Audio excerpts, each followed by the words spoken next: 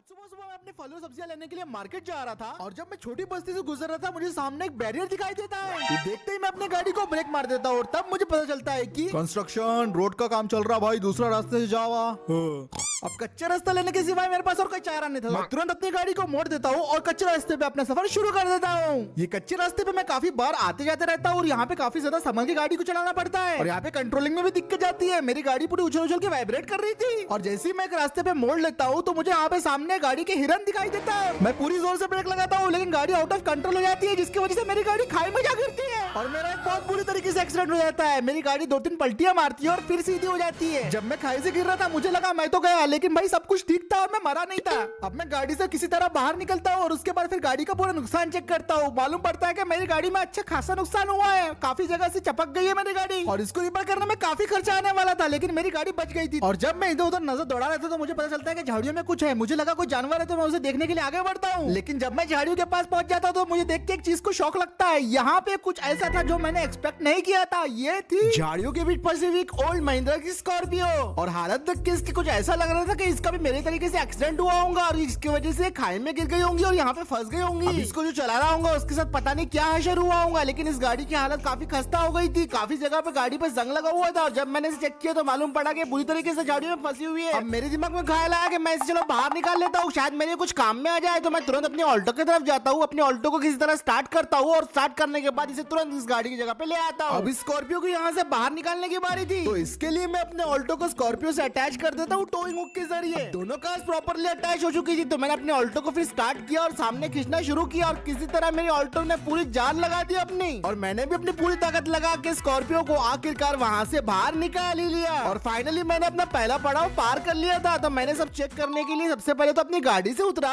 और फिर मैंने उस एक्सीडेंटल स्कॉर्पियो को चेक करने लगा कि सब सही है कि नहीं है। गाड़ी पे काफी जंग लगा हुआ था लेकिन मैंने सोचा कि एटलीस्ट ये टो करने के लायक तो होंगी, तो मैंने गाड़ी को अच्छे से चेक किया, सब कुछ ठीक था, ये टो करने के लायक थी और मुझे लग रहा था कि भाई मैं इसे ऐसी मैकेनिक के पास लेके जा सकता हूँ और रिस्टोर करवा सकता हूँ और ये मेरी एक अच्छी नई गाड़ी बन सकती थी। तो मैं स्कॉर्पियो से उतरता हूँ और मेरा पूरा प्लान रेडी था। मैं अपनी ऑल्टो में बैठ के गाड़ी को स्टार्ट करके यहाँ से निकल पड़ता हूँ। अब बस इस गाड़ी को टो करते हुए मुझे किसी तरह मैकेनिक के पास लेके जाना था। यही सबसे बड़ा चैलेंज था मेरे लिए, क्योंकि 800 सीसी की गाड़ी इतनी बड़ी स्कॉर्पियो को खींच रही थी। सबसे ज्यादा दिक्कत तो मुझे चढ़ाई करने टाइम ही हो रही थी, पर मेरी ऑल्टो ने मुश्किल से मुश्किल चढ़ाई को पार कर लिया था और थोड़ी देर बाद मुझे वो हिरन भी दिखता है जिसकी वजह से एक्सीडेंट हुआ था, जो कि सेफ खड़ा हुआ था। और ऐसा करते करते मैं किसी तरह अपनी स्कॉर्पियो को कच्चे रास्ते से पक्के रास्ते पर टो करते करते लेके आ जाता हूँ। पक्के रास्ते पे आ गया था और अब एकदम रोड सीधा था जिसकी वजह से मैं गाड़ी को आसानी से टो कर पा रहा था। मैकेनिक की वर्कशॉप भी लगभग आधे घंटे की दूरी पे थी, तो बस मुझे अब आराम से ड्राइव करके इस गाड़ी को किसी तरह वर्कशॉप तक पहुंचाना था। अब 10 मिनट तक तो सब सही होता है, लेकिन मुझे क्या पता था 10 मिनट के बाद ये स्कॉर्पियो मुझे एक झटका देने वाली है। अचानक से स्कॉर्पियो का एक टायर फट जाता है जिसकी वजह से वो गाड़ी अनबैलेंस होना शुरू हो जाती है। उसकी वजह से मेरी ऑल्टो भी अनबैलेंस हो रही थी और थोड़ी देर के बाद स्कॉर्पियो का दूसरा टायर भी फट जाता है। ये सब देख के मैं ब्रेक मारने की कोशिश करता हूँ, लेकिन इतने में मेरी गाड़ी के इंजन से भी धुआं निकलना शुरू हो जाता है और फिर मुझे समझ में आता है मेरा बड़ा वाला पपट हो गया है, क्योंकि एक्सीडेंटल गाड़ियों को मैं टो करके ऐसे ही लेके जा रहा था। अब इन दोनों गाड़ियों में से एक भी गाड़ी चलने की हालत में बिल्कुल भी नहीं थी और इन्हें यहाँ से हटाना रोड पे से जरूरी था। तो मैं तुरंत अपने एक दोस्त को फोन लगाता हूँ और उसे बोलता हूँ कि भाई जल्दी से टो ट्रक लेके आ जा, अपने को 2 गाड़ियां है जिनको यहाँ से लेके जाना है। और लगभग फोन करने के 2.5 घंटे के बाद आखिरकार वो अपना ट्रक लेके आ ही जाता है, लेकिन वो टो ट्रक ने एक अच्छा बड़ा वाला ट्रक लेके आया था, जो कि अच्छी बात थी क्योंकि दोनों गाड़ियों को इसके ऊपर लोड करना था हमें। फिर आराम से हम दोनों गाड़ियों को ट्रक के ऊपर लोड कर देते हैं और सब कुछ प्रॉपर चेक करने के बाद मैं ट्रक के अंदर बैठ जाता हूँ और अपने दोस्त को चलने के लिए बोलता हूँ और फिर मेरा दोस्त ट्रक स्टार्ट करता है और हम दोनों निकल पड़ते हैं वो दोनों गाड़ियों को लेके वहाँ से। और लगभग हम फिर 20 मिनट ड्राइव करने के बाद आखिरकार पहुंच जाते हैं बबलू मैकेनिक की वर्कशॉप में। यही पे सारी गाड़ियां मैं अपनी रिस्टोर कराऊंगा उससे। मैंने तो कसम खा लिया था क्योंकि पिछली बार का एक्सपीरियंस जो हुआ था मैं वो तो बिल्कुल नहीं भूला था। वहाँ पे पहुंचने के बाद फिर बबलू मैकेनिक आता है और हमारी गाड़ी को ऑब्जर्व करता है। वो सोचता है कि इन दोनों गाड़ियों को आखिर हुआ क्या। मैं इसे अच्छे से समझा देता हूँ कि स्कॉर्पियो को रिस्टोर करके पूरा न्यू जनरेशन में कन्वर्ट करना है और मेरी ऑल्टो को रिपेयर भी करना है साथ में। ये सुन के बबलू मैकेनिक बोलता है वो सब तो ठीक है भाई, मैं ऑल्टो को रिपेयर कर दूंगा, लेकिन स्कॉर्पियो के पार्ट्स अवेलेबल नहीं है, तो किसी तरह पार्ट्स का जुगाड़ कर ले, मैं इसके ऊपर काम शुरू कर देता।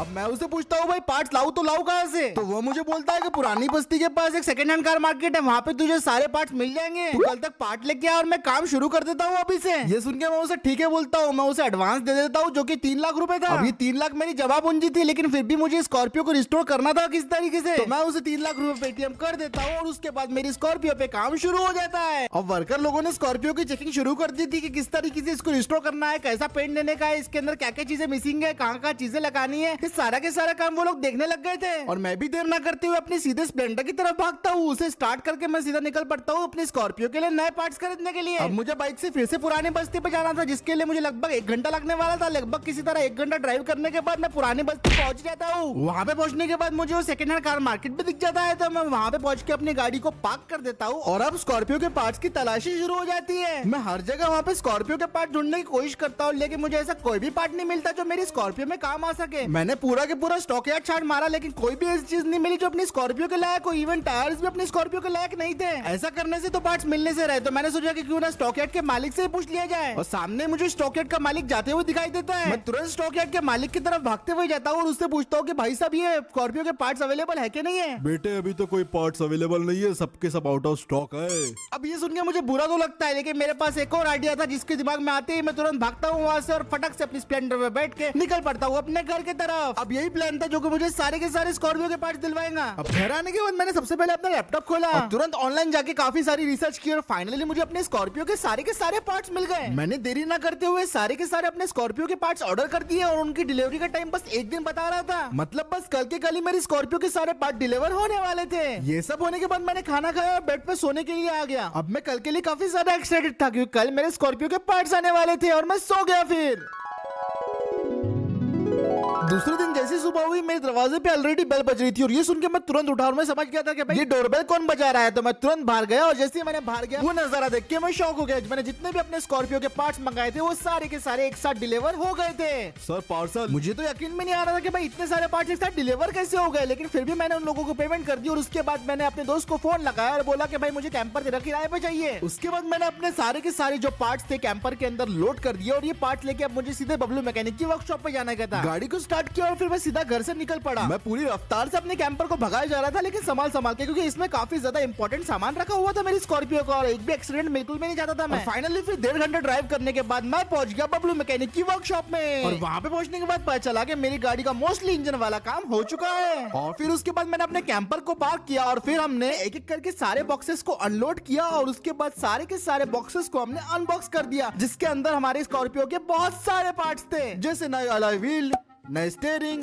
नए लाइट, नई ग्रिल, नए बम्पर्स, नए seats, new boot, new dashboard और लगभग अब सारे के सारे पार्ट्स आ चुके थे। ये सब अब तैयार थे हमारे स्कॉर्पियो में लगने के लिए और फिर उसके बाद ये प्रोसेस शुरू होता है। अब एक एक करके इसके ऊपर सारे हमने नए पार्ट्स लगाने शुरू कर दिए, चाहे वो बम्पर हो, ग्रिल हो या फिर व्हील्स हो। और धीरे धीरे अब इस गाड़ी का शेप चेंज होना शुरू हो गया था। अभी 2009 वाली स्कॉर्पियो से 2022 वाली S11 क्लासिक दिखना शुरू हो गई थी। और फिर 5 घंटे के कड़े वर्क के बाद मुझे बबलू मैकेनिक बोलने लगता है, भाई गाड़ी टेस्ट रन के लिए तैयार है, पहली बार तू चलाएगा क्या बोल। और यही सुनने के लिए तो मैं तरस रहा था भाई कब से। मैं उसे तुरंत हाँ बोल देता हूँ और अब हम पहली स्कॉर्पियो के टेस्ट रन के लिए तैयार थे। फिर उसके बाद बबलू मैकेनिक और मैं गाड़ी में बैठ जाते हैं और हमारा टेस्ट रन शुरू होता है। और गाड़ी भाई मैं चला रहा था। पहले तो भाई काफी ज्यादा अनस्टेबल चल रही थी गाड़ी, ऐसा लग रहा था इसका स्टीयरिंग मुझसे कंट्रोल नहीं होगा और बुरी तरीके से हिल रही थी। एक बार तो मैं ऐसे झाड़ियों में ठोकते ठोकते बच गया, लेकिन इवेंचुअली मैंने इस गाड़ी को कंट्रोल कर लिया और ये गाड़ी ने अब अपनी असली स्कॉर्पियो वाला जलवा दिखाना शुरू कर दिया था। हालांकि अभी पूरी तरीके से रिस्टोर नहीं हुई थी, लेकिन अभी जिस तरीके से तबाही मचा रही थी सड़कों पे वो काबिल तारीफ थी। बबलू मैकेनिक ने इसकी हर एक चीज पे अच्छे से काम किया था, उसकी हैंडलिंग हो या इंजन हो, सब कुछ काफी बेहतरीन था और एक प्रॉपर स्कॉर्पियो थी। मैं उसे थैंक यू बोलता हूँ और फिर उसके बाद ये हमारा टेस्ट रन कंप्लीट होता है। उसके बाद मैं अपनी गाड़ी को मोड़ता हूँ और मोड़ के मैं फिर से निकल पड़ता हूँ वर्कशॉप की तरफ। और कसम से भाई इसको चलाने में जो मजा आया ना वो भाई अभी तक कोई भी गाड़ी को चलाने में नहीं आया, क्योंकि इसको अपन ने पूरा अपने सामने बनते हुए देखे, वो भी अपने लिए। और फिर वर्कशॉप में वापस पहुंचने के बाद बबलू मैकेनिक मुझे बोलता है कि इसको पूरी तरीके से कंप्लीट होने में लगभग 4 हफ्ते लग जाएंगे। अभी 4 हफ्ते मेरे लिए 4000 सालों के जैसे होंगे, लेकिन फिर भी मैं बोलता हूँ कि भाई ठीक है और मैं वहां से निकल जाता हूँ।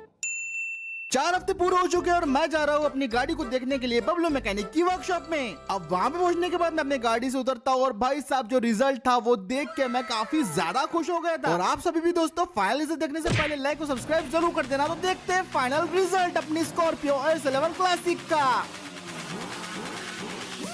ये तैयार है हमारी स्कॉर्पियो S11 क्लासिक, जो पहले ऐसी थी और अब ऐसी बन चुकी है। इसके bumper, alloy wheel, body shell, interior, tail lights, headlight, tyres, हर एक चीज को चेंज कर दिया गया है और ये 2009 स्कॉर्पियो से बन चुके 2023 स्कॉर्पियो S11 क्लासिक। एक्सटीरियर ही नहीं बल्कि इंटीरियर भी पूरा चेंज कर दिया गया है, जिसमें आपको नया S11 क्लासिक का इंटीरियर मिलता है, साथ में नया S11 क्लासिक का डिस्प्ले भी इसमें ऐड कर दिया गया है। लेकिन अभी भी अंदर इसके जो डीएनए चल रहा है वो 2009 स्कॉर्पियो VLX का चल रहा है, जो कि बहुत ही ज्यादा जबरदस्त है और ओवरऑल लुक हमारी जो नई स्कॉर्पियो का कुछ इस तरीके से आ रहा है। तो यहाँ पे अपनी स्कॉर्पियो की रिस्टोरेशन कंप्लीट हो जाती है। आपको ये अपने रिस्टोरेशन का वीडियो कैसा लगा एक बार कमेंट सेक्शन में जरूर बताना।